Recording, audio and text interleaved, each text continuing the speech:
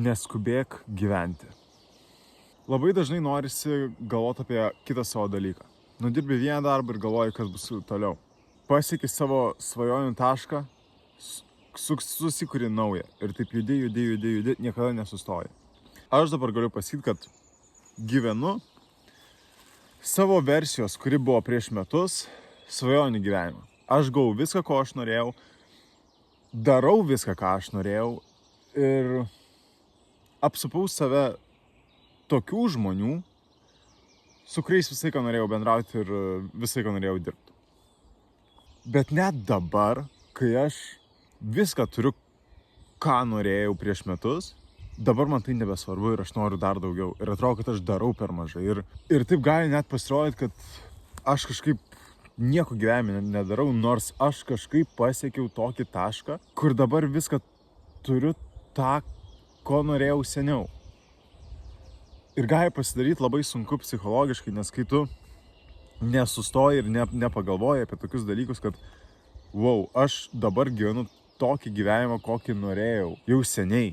Ten, nežinau, svajojau visą laiką gyventi tokį gyvenimą ir aš pagaliau jį gyvenu ir darau viską, ką aš norėjau. Tai tiesiog tai yra nuostabu, bet kartais mes, ir net ne kartais, man atrodo, dažnai mes pamirštam, kad reikia tiesiog sustoti. Reikia sustoti ir pasigrožėti tuo, ką turi dabar ir pažiūrėti, kaip toli jau nukeliavai savo kelionį. Nes jeigu visą laiką tiesiog varysi ir sieksi, gali būti toks pervargimas. Ir kai tu pervargsti, kai tu nesustoji pasigrožėti, ką tu sukūrei ir prie ko tu dirbi visą laiką, tiesiog gali lengviau pasiduoti.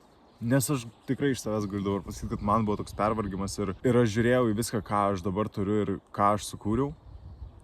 Ir man atrodo, per mažai turiu, aš nieko nedarau tokio, kad mano gyvenimas pasikeistų. Nors šitie metai parodė, kiek aš daug padariau ir kiek daug įdėjau darbo, kad aš būčiau dabar, kur aš esu ir kad tiesiog aš patobulėjau per šitus metus ir tikrai daug kas pasikeitė. Tai manau, kad labai yra svarbu tiesiog sustot, apsižvalgyt, pažiūrėt į viską, kas nutiko tavo gyvenime per metus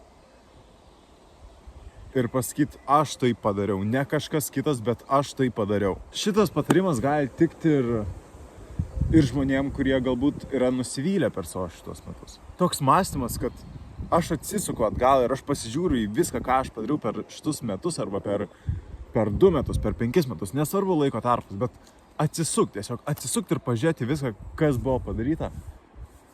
Tai leidžia apsižvalgyti ir apgalvoti viską. Ir jeigu tu nesi patenkintas, ką tu padarai per savo metus, tai tu gali tiesiog nusistatyti punktus, kur tu suklydai, ar ką tu galėjai padaryti, kad tavo gyvenimas būtų geresnis. Ir kitais metais to nedaryti, ar kitą mėnesį to nedaryti. Ir bandyti pasikeist. Ir apie pasikeitimą dar labai svarbus dalykas yra, kad žinokit, nes čia man irgi dabar aktualu labai ir aš tikrai kovoju ir man nesiseka su šita kova, kad aš noriu pasikeisti, bet man nepavyksta pasikeisti. Tai yra, kad ir šitą dalyką aš supratau neseniai prieš savaitę gal. Kaip tu gali pasikeisti, kai tu esi pripratęs daryti kažką? Pavyzdžiui, tarkim, čia toks visiškai keistas pavyzdys, bet pavyzdžiui, aš esu pripratęs valgyti ledus. Ar ne? Kasdieną valgyti ledus. Nusipirk kokį kilogramą ledų ir suvalgyti kilogramą ledų. Ir kaip aš galiu juos nustoti valgyti, kai aš turiu tą įprotį ir kai aš pagalvoju, gerai, nuo rytojaus jau nebevalgysiu tų ledų. Arba šiandien pavalgau ir rytoj toksai, gerai, suvalgysiu vieną dieną nieko tokio. Taip neveikia. Ne. Tiesiog ne.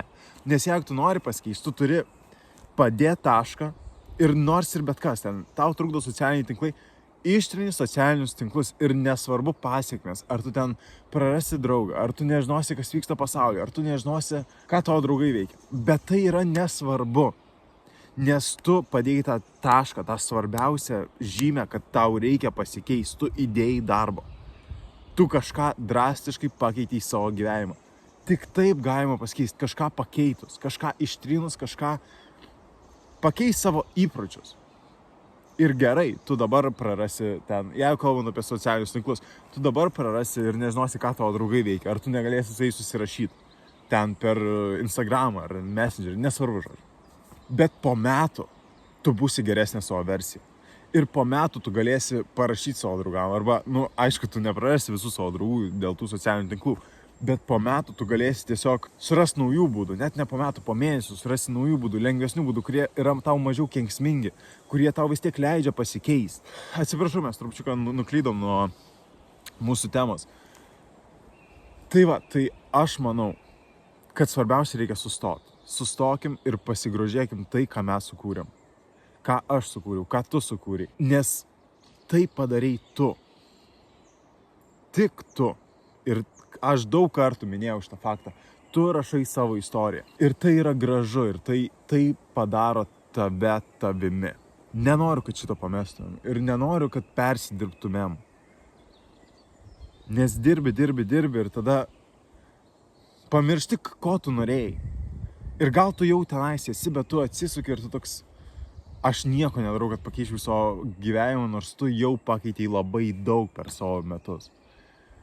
Aš jau kalbu labiau iš savo pusės. Tai kaip aš dabar žiūriu į savo gyvenimą ir ką aš supratau per pastarąjį mėnesį. Kad aš darau tai, ko aš labai norėjau, bet man neatrodo taip. Aš tiesiog stoviu ir galvoju, kad man reikia pakeisti savo gyvenimą dar labiau ir aš nežinau. Aš tiesiog praradau pasitikėjimą savimi, todėl, kad aš galvojau, kad aš nieko nedarau. Ir kad aš toksai nevykėlis, kurio gyvenimas visiškai nesikeičia ir aš buvau lygiai toks pat. Nors ne, pasižiūrėjus į visus savo pastaruosius metus, nes mano pastarieji metai buvo labai pasikeitimų metai. Pasižiūrėjus į visus mano metus, galiu pamatyti, kad aš pasikeičiu. Ir aš labai linkiu, kad ir tu gali dabar atsisukti ir pagalvoti, aš padariau tai, aš pasiekiau tai, ko aš norėjau, aš gavau tai, ką aš norėjau.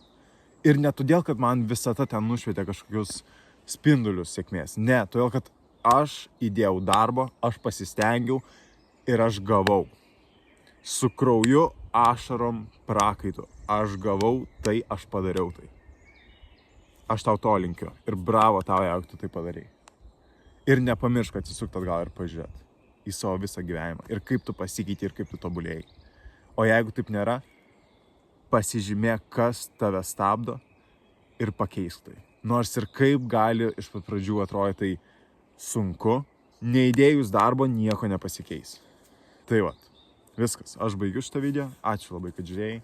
Linkiu tau pasidžiaugti gyvenimu. Ir pasidžiaugti savim, nes tu esi nuostabus, nuostabi. Ačiū labai dar kartą. Iki kito.